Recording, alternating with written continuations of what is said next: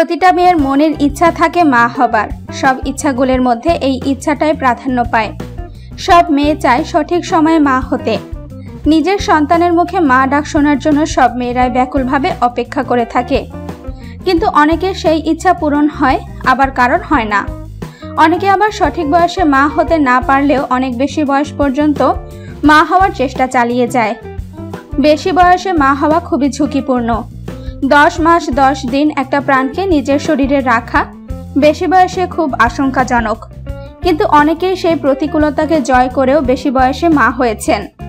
এতদিন সবচেয়ে বেশি বয়সে মা হওয়ার কৃতিত্ব ছিল দক্ষিণ আফ্রিকাবাসী মাইল গোয়ালে রাপক গোপা নামের এক মহিলার।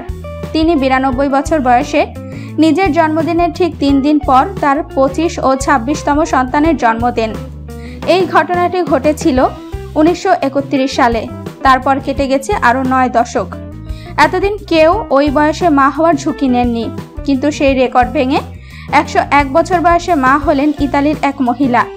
তিনি আগেই 16টি সন্তানের মা, তবুও তিনি এই বয়সে হেসে মা হওয়ার ইচ্ছা প্রকাশ করেছেন। আনাতোলিয়া ভার্তাদেলা রম হলো সেই মহিলার নাম। তার মা হওয়ার প্রক্রিয়া খুব সহজ ছিল না। তার স্বামী মারা গেছেন বেশ কিছু বছর আগে। এই বয়সে এসে তার হঠাৎ ইচ্ছা জাগে মা হওয়ার। আর তারপর থেকেই ইনি ইন্টারনেটের সাহায্যে খুঁজে বার করেন এর স্পার্ম ডোনারকে এবং তাকে লিখিত দেন যে আমি তোমাকে আমার স্বামী হিসেবে দাবি করব না, আর আমি আমার সন্তানের বাবা হিসাবেও কখনো তোমাকে দাবি করব না। আমি আমার মৃত স্বামীকেই ভালোবাসি। তারপর সেই ডোনার রাজি হয়ে যায়। তার ডিম্বাণু প্রতিস্থাপনের মাধ্যমে তিনি অবশেষে মা হন। তবে তার এই মা হওয়ার ঘটনাটি খুব একটা ভালো চোখে দেখেনি ইতালিবাসী। মা হওয়ার পরেই বহু সমালোচনার মুখে পড়তে হয় সেই মহিলাকে। কারণ ইউরোপের দেশগুলিতে ডিম্বাণু প্রতিস্থাপন একটি আইনত দণ্ডনীয় অপরাধ। তিনি অস্ত্রোপচার করিয়েছেন তুরস্কের একটি বেসরকারি নার্সিংহোমে। সেই নার্সিংহোমটি ইউরোপের সব আইনের বাইরে। সেই বৃদ্ধা মহিলা কোনো বাধাই মানেননি।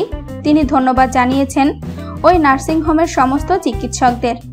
তিনি কাউকে সেই নার্সিংহোমের নাম জানাননি। সবশেষে তিনি